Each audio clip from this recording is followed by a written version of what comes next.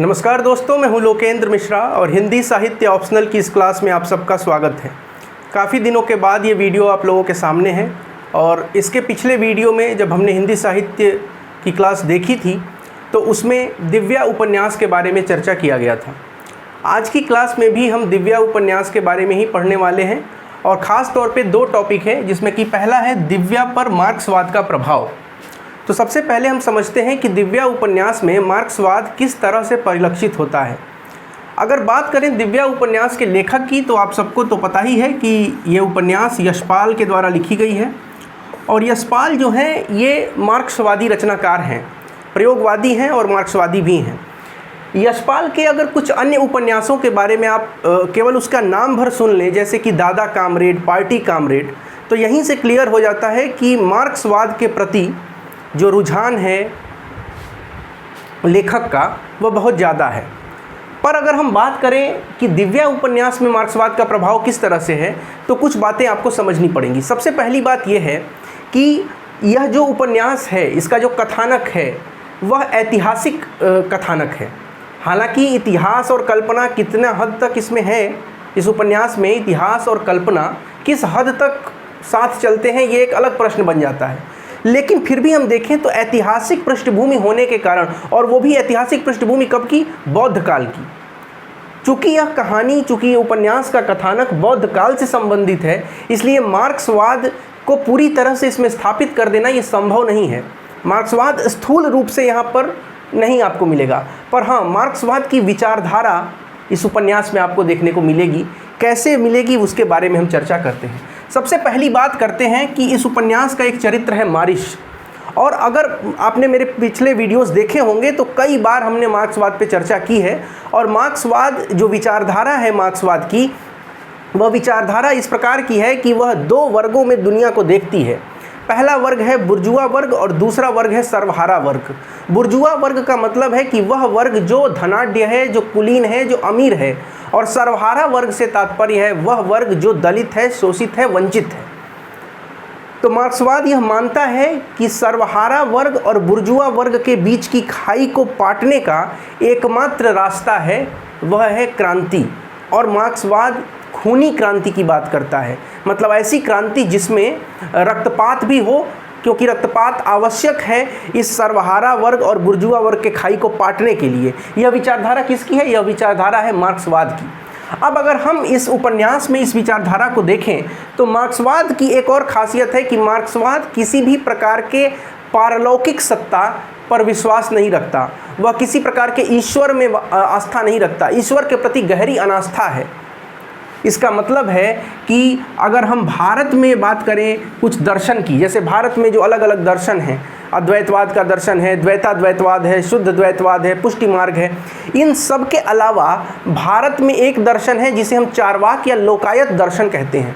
चार्वाक दर्शन भारत का एकमात्र ऐसा दर्शन है जिसमें आध्यात्मिकता की बात नहीं की गई है। वह आध्यात्मिकता को नकारता है, वह पारलौकिक शक्ति को नकारता है, वह पूरी तरह से भौतिकतावादी दर्शन है। तो चार्वाक दर्शन जो है यह भौतिकतावादी दर्शन है, भौतिकतावादी दर्शन है।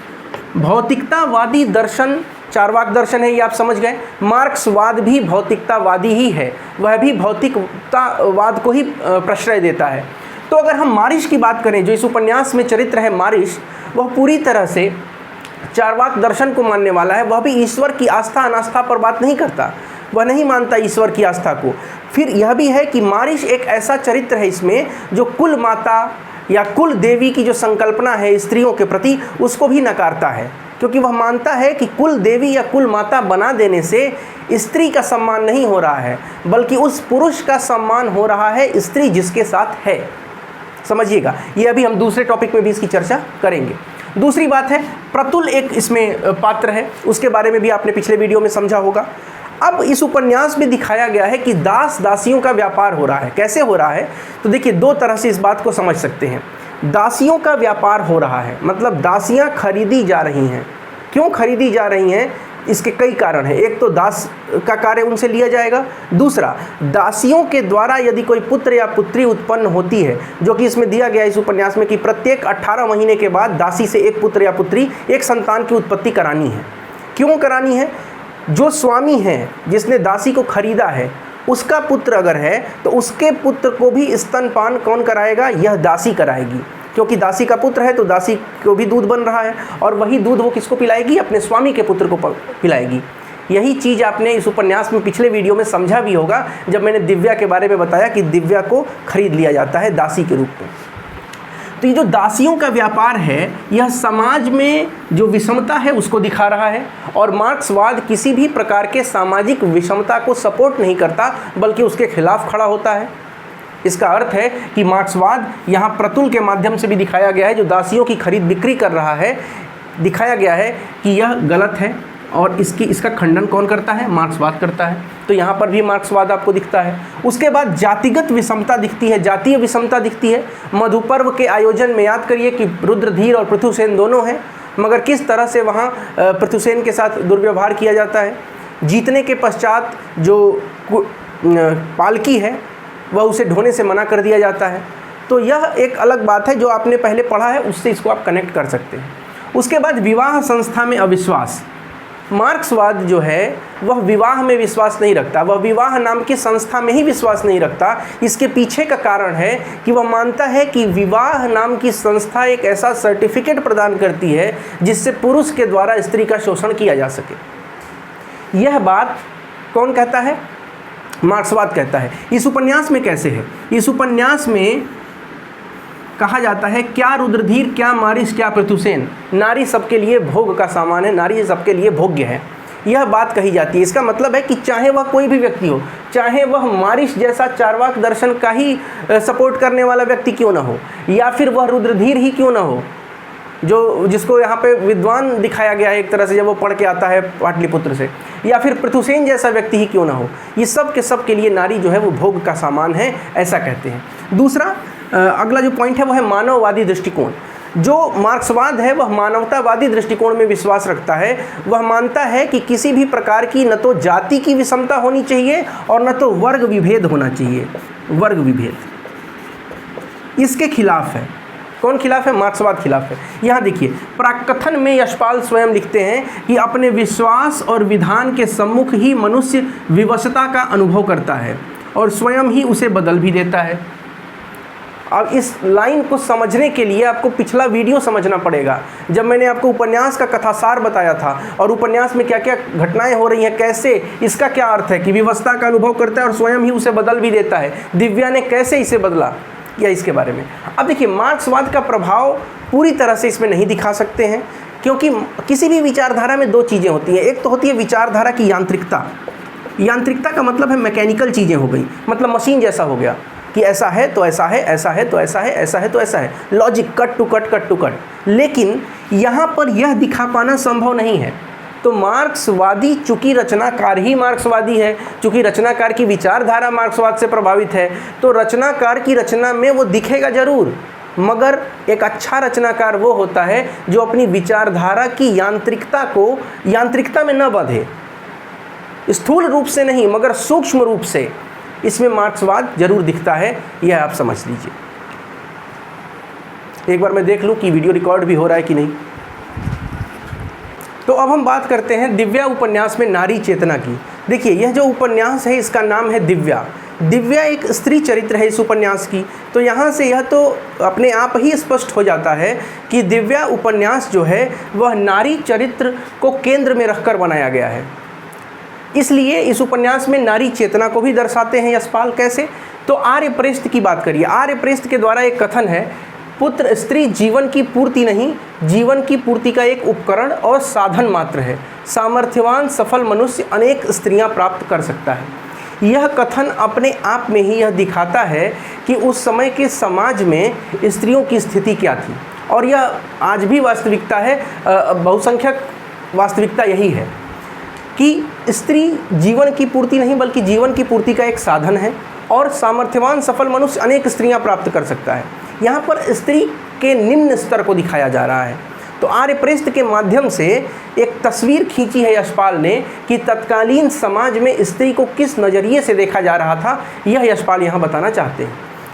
फिर बौद्ध धर्म, चूँकि बौद्ध धर्म बौद्ध काल से संबंधित है ये, अब यहाँ पर बौद्ध धर्म का उदाहरण क्यों दिया गया है? देखिए, यशपाल ने यहाँ बौद्ध धर्म को ही क्यों चुना? इस उपन्यास में बौद्ध धर्म का एक कॉन्सेप्ट क्यों चुना यशपाल ने? इसलिए चुना क्योंकि बौद्ध धर्म जब, आवाज़ आ रही होगी, बौद्ध धर्म जब बना था तो बौद्ध धर्म के बनने के पीछे का जो महत्वपूर्ण कारण था वह यह था कि सनातन धर्म में जो पतन आ गया था उत्तर वैदिक काल में, उसकी ही प्रतिक्रिया के स्वरूप हम कह सकते हैं कि बौद्ध धर्म आया था। और बौद्ध धर्म को अपेक्षाकृत उदारवादी माना जा रहा था।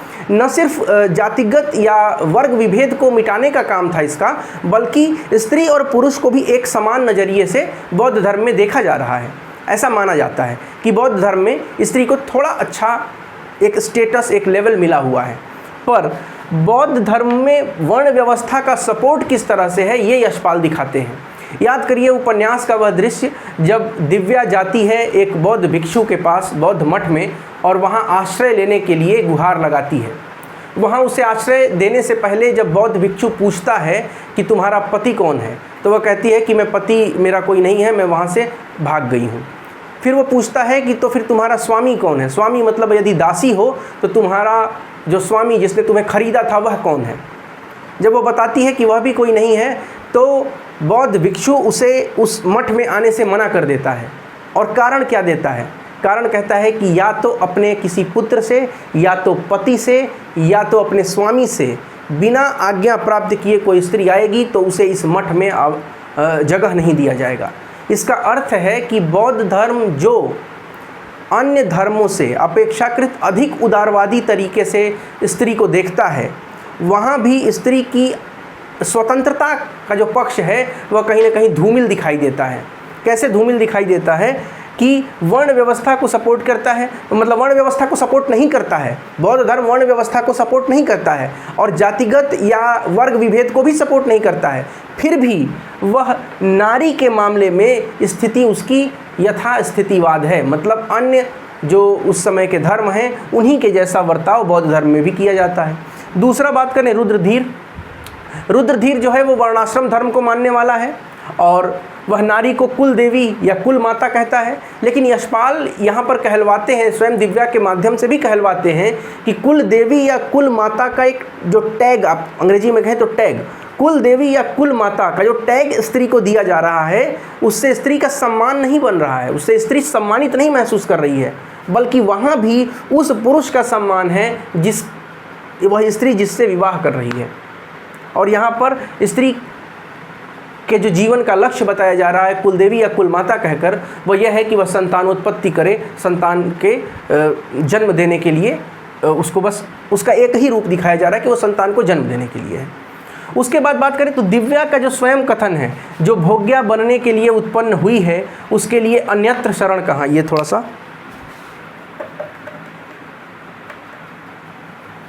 उसके लिए अन्यत्र शरण कहाँ, सब उसे भोगेंगे ही भय किससे नहीं।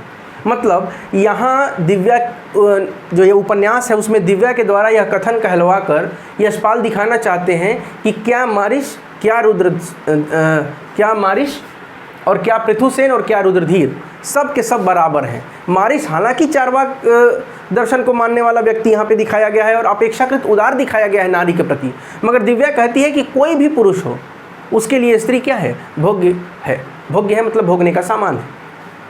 अब मारिश के बारे में देखिए, मारिश चार्वाक दर्शन को मानता है और मारिश के माध्यम से यहाँ पर स्त्री चेतना को दिखाया गया है। देखिए नारी को किस तरह से दबाया जा रहा है, उस पर कितने अत्याचार किए जा रहे हैं, ये अलग चीज़ है, और नारी चेतना अलग चीज़ है। नारी चेतना का मतलब है कि नारी उस अपराध के विरुद्ध खड़ी हो। मतलब यहाँ पर दिव्या उपन्यास में यशपाल ने केवल नारी से संबंधित समस्या पर चर्चा नहीं की है, बल्कि उसके समाधान ढूंढने का भी प्रयास किया है। केवल समस्या बता देना अलग है, समस्या के समाधान की तरफ बढ़ना वो अलग है। तो यहाँ पर मारिश जो है वह दिव्या से क्या कहता है, जब दिव्या वैश्या बनने के लिए अपने निर्णय पे चलती है कि अब मैं वैश्या बनूंगी, क्यों? अब देखिए यहाँ पर भी मैं थोड़ा सा लिंक करना चाहता हूँ। बौद्ध धर्म में नारी के लिए यथास्थितिवाद है, मगर वैश्या का जो है, कोई यदि वैश्या है तो उसको स्वीकार कर सकता है बौद्ध धर्म। उसमें वह नहीं पूछेगा कि आपका मालिक कौन है जिससे कि अनुमति लेकर तुमको उसमें प्रविष्ट किया जाए। तो यहीं पर दिव्या सोचती है, जब बौद्ध वाला मठ में जब वो जाती है तो सोचती है कि मुझसे अच्छी तो वैश्या का जीवन है, जो स्वतंत्र तो है कम से कम, लेकिन वैश्या की स्वतंत्रता किस प्रकार की स्वतंत्रता है, यह मारिस बताता है। दिव्या वैश्या बनने के निर्णय को वह घोर परतंत्रता बताता है और कहता है कि जब तुम जनपद कल्याणी बन जाओगी तब भी तुम भोग का ही सामान रहोगी। तुमको लग रहा है कि तुम स्वतंत्र हो जाओगी मगर स्वतंत्र नहीं होगी। नारी की पराधीनता प्राकृतिक नहीं बल्कि सामाजिक समस्या है, इसको भी मानता है। देखिए, अब नारी जो है वह संतान उत्पन्न करने के लिए है, यह उसकी शारीरिक बनावट ऐसी है कि वह संतान उत्पन्न करती है, लेकिन क्या प्रकृति ने ही उसको यह नारी को यह रूप देकर या संतान उत्पन्न करने के योग्य बनाकर क्या प्रकृति ने कोई विषमता उत्पन्न की है?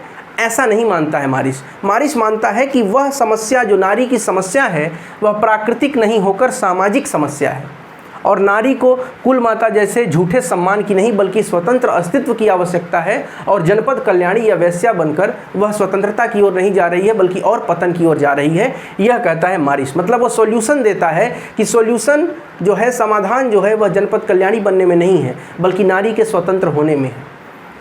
और अंतिम पंक्ति में जब वह कहता है कि वह आश्रय का आदान प्रदान चाहता है, यहाँ पर मारिस यह दिखाता है कि स्त्री और पुरुष दोनों बराबर हैं और दोनों एक दूसरे के साथ रहेंगे तो दोनों एक दूसरे को पूर्ण करेंगे, मतलब एक दूसरे के पूरक हैं। और अंत में जब दिव्या कहती है कि मुझे आश्रय दो आर्य, मतलब वह भी इस बात को स्वीकार करती है कि स्त्री और पुरुष दोनों साथ मिलकर अगर एक लेवल पर रहें तभी स्त्री को भी स्वतंत्रता मिलेगी। कुल देवी या कुल माता का टैग मिल जाने से स्त्री का सम्मान में वृद्धि नहीं होगी। तो कुल मिलाकर आज की इस क्लास में हम लोगों ने डिस्कस किया दो टॉपिक, जो कि एक था दिव्या पर मार्क्सवाद का प्रभाव और दिव्या उपन्यास में नारी चेतना। इसके बारे में आप बताइएगा कमेंट करके कि आपको ये वीडियो कैसा लगा। अगर आपको वीडियो अच्छा लगा हो तो लाइक करें, कमेंट करें, शेयर करें। चैनल को सब्सक्राइब नहीं किया है तो सब्सक्राइब कर लीजिए। डिस्क्रिप्शन में टेलीग्राम चैनल का लिंक है, उससे भी जुड़िएगा, वहाँ पर भी ज़रूरी अपडेट आपको मिलता रहेगा। इसके अलावा अगर आप आंसर राइटिंग करना चाहते हैं तो 9169041691 पर व्हाट्सएप करके आप जानकारी ले सकते हैं, यूपीएससी 2024 के लिए भी और यूपीएससी 2025 के लिए भी। अभी इसका अगला वीडियो जो आएगा उसमें हम डिस्कस करेंगे कि यूपीएससी 2024 में जिसको मेंस एग्ज़ाम देना है हिंदी साहित्य ऑप्शनल के लिए, वो अगले 2 से ढाई महीने में उसकी क्या स्ट्रेटेजी होनी चाहिए, इसके बारे में अगले वीडियो में चर्चा करेंगे। बहुत बहुत धन्यवाद, मिलते हैं नेक्स्ट वीडियो में।